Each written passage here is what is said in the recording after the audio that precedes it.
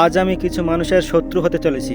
হয়তো এই ভিডিওটা দেখার পর কিছু মানুষ আমাকে গালি পর্যন্ত দিতে পারে, তাতে আমার কোনো যায় আসে না। 2025-এর এপ্রিলে আমাদের মুখ্যমন্ত্রী কি বলেছিল, চলো সেটা একবার শোনা যাক। ওয়াকআপ নিয়ে আমি আর বলবো না, নতুন করে আমাকে বারবার ডোন্ট ইনসিস্ট মি।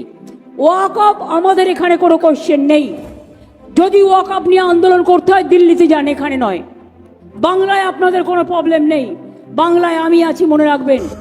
আর এখন বর্তমানে কি হচ্ছে চলো সেটাও একটু দেখা যাক। অবশেষে কেন্দ্রের ওয়াকফ আইন মেনে নিল রাজ্য। পশ্চিমবঙ্গ সরকার কেন্দ্রের ওয়াকফ আইন মানল। ওয়াকফ সম্পত্তির তথ্য আপলোডের নির্দেশ দেওয়া হয়েছে নবান্নের তরফ থেকে। 5ই ডিসেম্বরের মধ্যে তথ্য আপলোডের নির্দেশ নবান্ন থেকে সরাসরি নির্দেশ দেওয়া হয়েছে একাধিক জেলার জেলা শাসকদের। এখন বলুন আপনাকে কি বলতে ইচ্ছে হচ্ছে। আমাদের মুখ্যমন্ত্রী মানে পশ্চিমবাংলার মুখ্যমন্ত্রী মমতা ব্যানার্জি পুরো পশ্চিমবাংলার মুসলিমদের চরমভাবে ধোঁকা দিয়েছে। অল ইন্ডিয়া মুসলিম পার্সোনাল ল বোর্ডের মিটিংটা পর্যন্ত হতে দিল না, আর এখন উল্টে হচ্ছে। তবে লাস্ট পর্যন্ত যে এটা দেখতে হবে, এটা কোনোদিন ওনার থেকে আশা করিনি কেউ।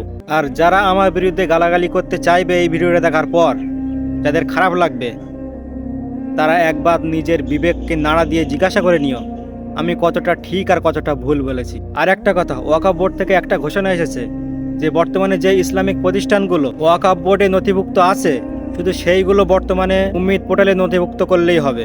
আর যেগুলো ওয়াকফ বোর্ডে নথিভুক্ত নেই সেইগুলো পরে করলেও চলবে। আশা করি ভুল বুঝবেন না। আসসালামু আলাইকুম।